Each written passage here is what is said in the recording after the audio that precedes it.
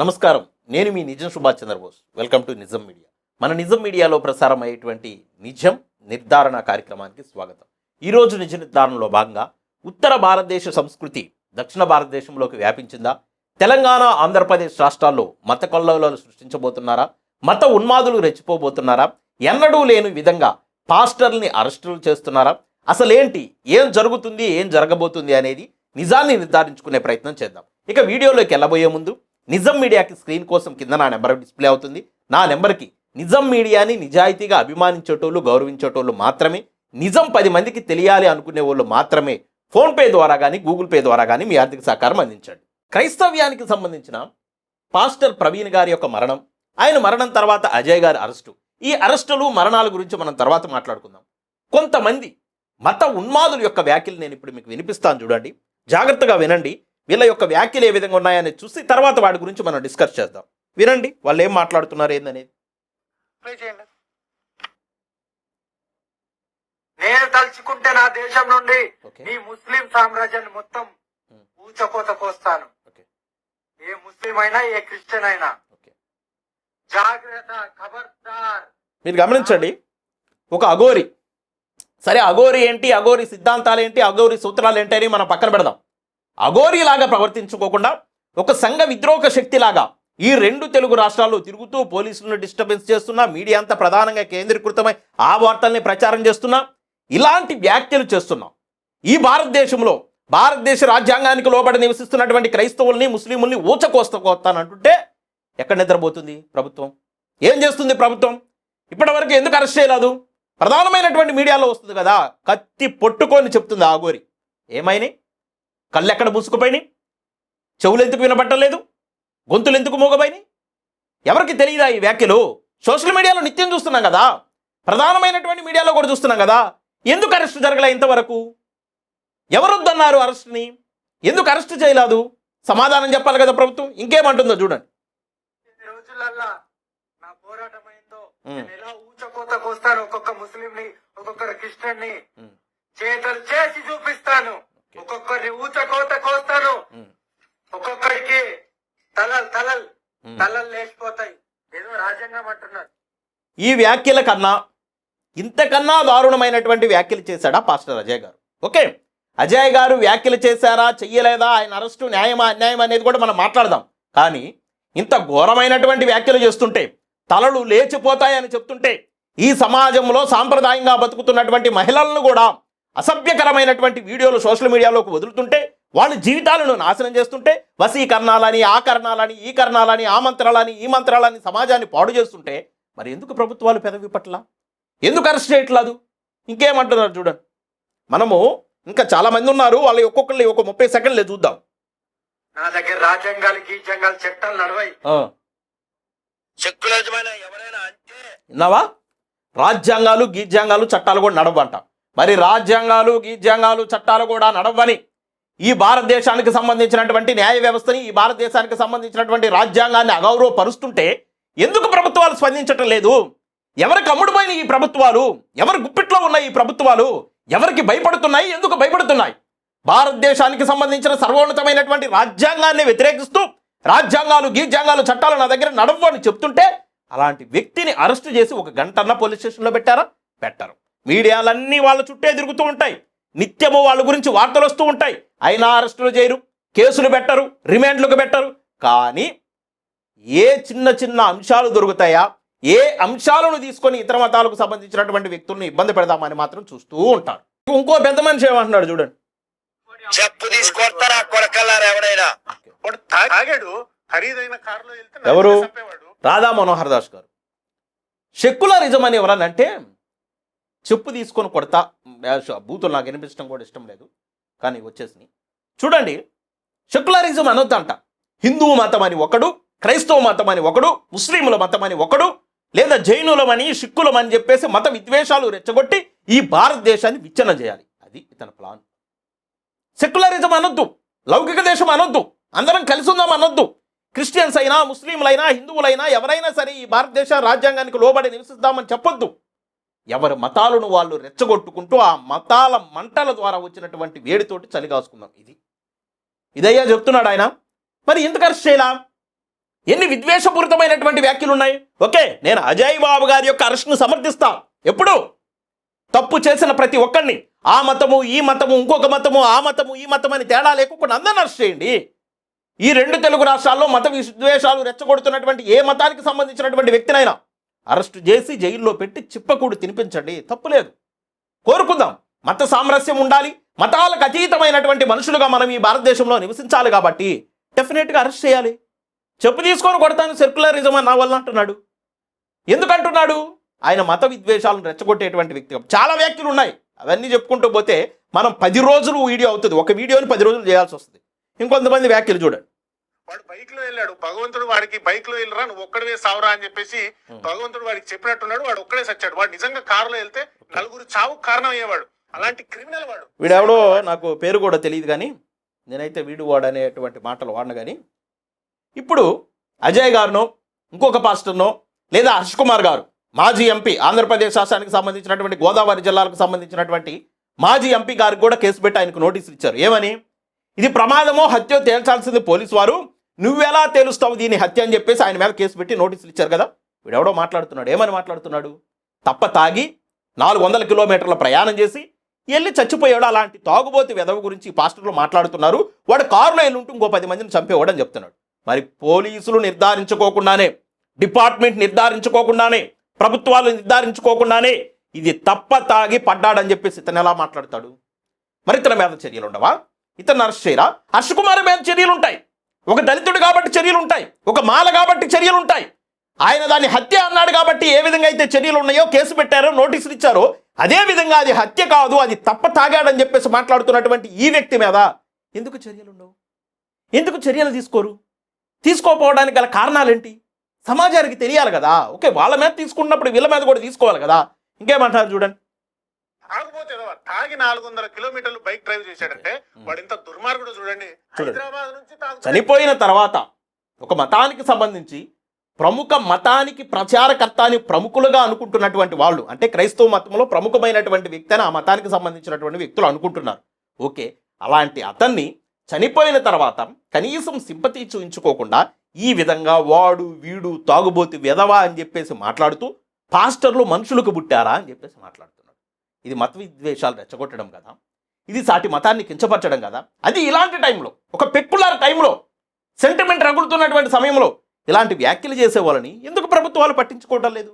ఎందుకు అరెస్ట్ చేయట్లేదు? ఎందుకు చేయట్లేదో కూడా మాట్లాడుకుందాం. తాగి చచ్చినటువంటి ఎదవ కోసం మా గురించి మాట్లాడతారా? దొంగన కొడుకులారా మీరు? మాస్టర్లు మనుషులా? మీరు మనిషికి పుట్టారా లేకపోతే జంతువులకు పుట్టారా? మీ ఒక్కొక్కరిని చెప్తాను మీ సంగతి. అర్థమైందా? మనుషులకు పుట్టారా జంతువులకు పుట్టారా? ఇక నా డాష్ డాష్ అని బూతులు తిడుతూ మాట్లాడుతున్నారు. మరి ఇలాంటి వాళ్ళ మీద ఎందుకు చర్యలు తీసుకోవట్లేదు ప్రభుత్వాలు? చనిపోయి ఆ సమాజానికి సంబంధించినటువంటి ఒక పాస్టర్ చనిపోయాడని ఆ సమాజం అంతా బాధలోనూ ఆవేదనలోనూ ఆవేశంలోనూ ఉంటే ఇది హత్యనా లేకపోతే యాక్సిడెంట్గా జరిగినటువంటి మరణమా నిరూపించండి అని చెప్పేసి వాళ్ళ బాధను వాళ్ళు వ్యక్తపరుచుకుంటుంటే వాళ్ళ మీద కేసులు ఉంటాయి, వాళ్ళ మీద దాడులు ఉంటాయి, వాళ్ళ అరెస్టులు ఉంటాయి. కానీ అలాంటి సందర్భంలో ఇలాంటి రెచ్చగొట్టేటువంటి వ్యాఖ్యలు చేస్తున్నటువంటి వాళ్ళని మాత్రం పట్టించుకోరు, అరెస్టులు చేయరు, కేసులు పెట్టరు. మరి ఎక్కడ న్యాయం? దీని గురించి మాట్లాడాలి కదా. హమారా ప్రసాద్ అనే ఒక వ్యక్తి ఉంటాడు. అసలు అతన్ని వ్యక్తి అందామా లేకపోతే ఇంకేమన్నా అందామా కూడా అర్థం కావట్లేదు. అతను నిత్యం అంబేద్కర్ గారి మీద పడేడుతాడు, నిత్యం భారతదేశానికి సంబంధించిన రాజ్యాంగం మీద పడేడుతాడు, నిత్యం ఆయన ఎస్సీ ఎస్టీలని అవమానపరుస్తూనే వీడియోలు చేస్తాడు. మరి అలాంటి వ్యక్తిని ఏ రోజన్నా కానీ ఈ భారతదేశంలో ఉన్న చట్టాలకు అనుగుణంగా అతన్ని రిమాండ్లో పెట్టారు. ఏదో 1-2 రోజులు కాదు నేను అంటుంది. ప్రవీణ్ పగడాల గారు చనిపోయినప్పుడు కూడా ఏ విధమైనటువంటి పోస్ట్ మార్టం జరగకముందే అతను అఫీషియల్ ఫేస్బుక్ నుంచి ఏం పెట్టాడు? తాగి రోడ్డు మీద పడిపోయి చచ్చాడని చెప్పేసి వస్తుంది చూడండి పోస్ట్ మార్టం రిపోర్ట్లో అన్నాడు. అరెస్ట్ చేశారా? చిన్న కేసు పెట్టారా? చిన్న పెట్టి కేసు. ఇలా మత విద్వేషాలు రెచ్చగొడుతున్నాడని చెప్పి చిన్న చిన్న చిన్న చిన్న ఇసుకరైనంత కేసు పెట్టారా? పెట్టరే. ఎందుకు పెట్టరు? అంటే ప్రభుత్వాలు ఏ విధంగా పనిచేస్తున్నాయి? భారత రాజ్యాంగానికి లోబడి పనిచేస్తున్నాయా? భారత రాజ్యాంగానికి తూట్లు పడిచేటువంటి వ్యక్తులకు సపోర్ట్ చేస్తూ పనిచేస్తున్నాయా? భారత రాజ్యాంగం అమలు జరగాలనుకుంటున్నారా? లేకపోతే ఇలాంటి మత విద్వేషాలు రెచ్చగొట్టేటువంటి శక్తుల యొక్క లోబడి మీరు పనిచేయాలనుకుంటున్నారా? మరి లోబడి పనిచేయకూడదు, మేము భారత రాజ్యాంగం ప్రకారం పనిచేస్తున్నాం అన్నప్పుడు హమారా ప్రసాద్ పనేంటి? హమారా ప్రసాద్ యొక్క పనేంటి? నిత్యము నిద్ర లేసిన దగ్గర నుంచి పనుకునేదాకా భారత రాజ్యాంగాన్ని అవమానిస్తూనే మాట్లాడతాడు.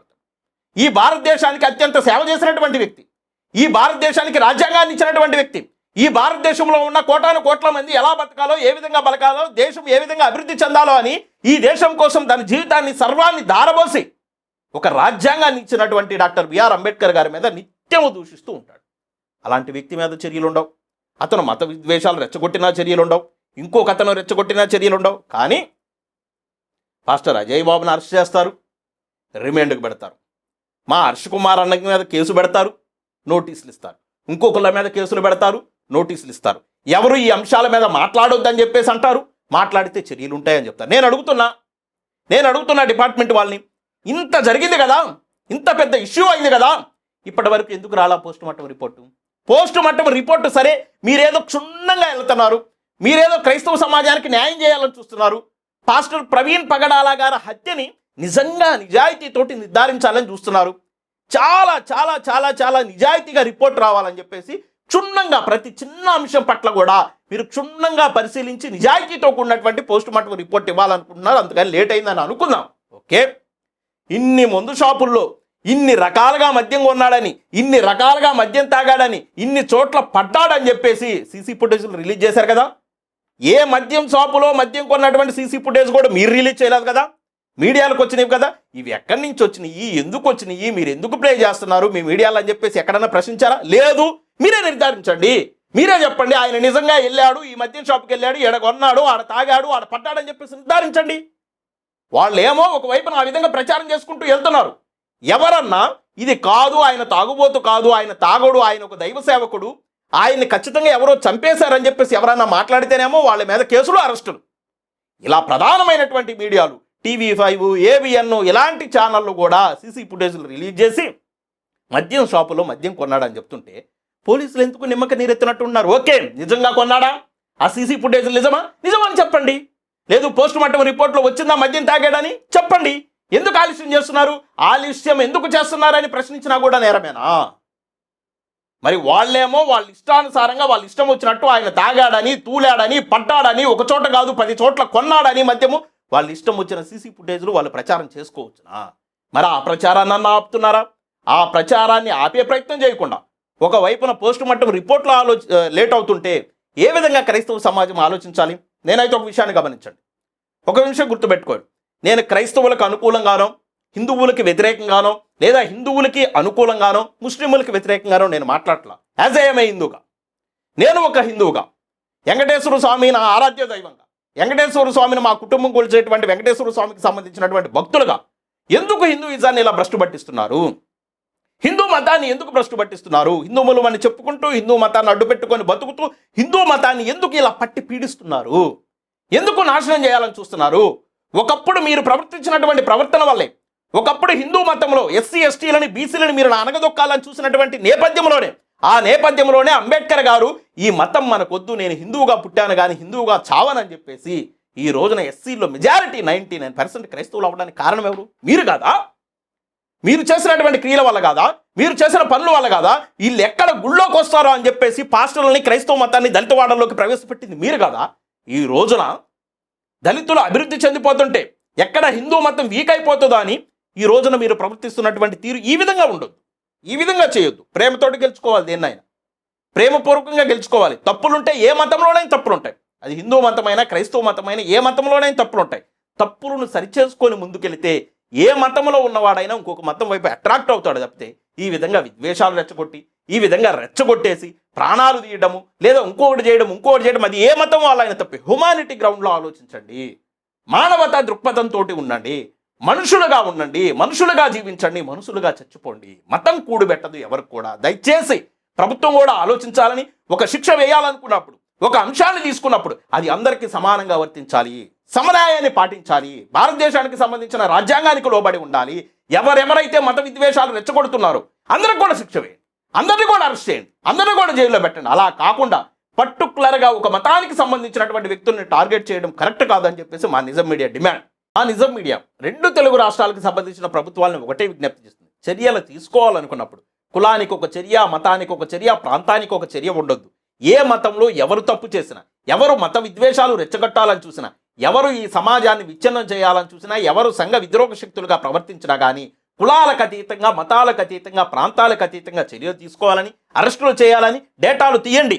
ఈ 2 తెలుగు రాష్ట్రాల్లో ఎవరు మత విద్వేషాలు రెచ్చగొట్టాలని చూస్తున్నారో వాళ్ళని ఒక్కొక్కరిని ఏరి మతానికి దాటి మతం అనేటువంటి రొచ్చులో నుంచి బయటికెళ్ళి అన్ని మతాలలో ఇలా మత విద్వేషాలు రెచ్చగొడుతున్న వాళ్ళని అరెస్టులు చేయాలని, రిమాండ్లు పెట్టాలని, ఎవరైనా సరే ఈ భారతదేశంలో ఉన్న భారతదేశానికి సంబంధించినటువంటి సర్వోన్నతమైన రాజ్యాంగాన్ని అనుసరించి బతకాలని, ఆ రాజ్యాంగాన్ని కించపరిచేలాగా ఎవరు వ్యాఖ్యలు చేసినా, ఆ చట్టాలకు లోబడకోకుండా ఎవరు ప్రవర్తించినా కానీ ఖచ్చితంగా ఈ భారతదేశంలో ఉన్న రాజ్యాంగం శిక్షిస్తుందా అని సమాజానికి తెలియజేయాలని, 100% నిష్పక్షపాతమైనటువంటి విచారణ ప్రవీణ్ పగడాల గారి యొక్క మరణం పట్ల జరగాలని, త్వరితంగా రిపోర్ట్లు రావాలని, దీనికి ఒక ఫుల్ స్టాప్ పడాలని, ఈ భారతదేశంలో ప్రధానంగా తెలంగాణ, ఆంధ్రప్రదేశ్ రాష్ట్రంలో మత విద్వేషాలకు తావు లేకుండా గతంలో ఏ విధంగా అయితే అన్ని మతాల వాళ్ళు అన్నదమ్ముల్లాగా ఉన్నారో భవిష్యత్తులో కూడా అదే విధంగా ముందుకు పోవాలని, ఉత్తర భారతదేశానికి సంబంధించినటువంటి కల్చర్ ఇక్కడకు రాదని, రాకుండా ఉండడానికి మత సామరస్యాన్ని పెంపొందించాలని, దానికి సంబంధించినటువంటి చర్యలు ప్రభుత్వాలు తీసుకోవాలని చెప్పేసి మా నిజం మీడియా తరపున విజ్ఞప్తి చేస్తూ, డిమాండ్ చేస్తూ, మా నిజం మీడియా ప్రతి సందర్భంలో కూడా ఉన్నది ఉన్నట్టు చెప్తూ నిజాన్ని నిర్భయంగా తెలియజేయడమే మా యొక్క లక్ష్యం. కాబట్టి మా వీడియోస్ కనుక మీకు నచ్చితే లైక్ చేయండి, షేర్ చేయండి, మన ఛానల్ సబ్స్క్రైబ్ చేసుకోండి.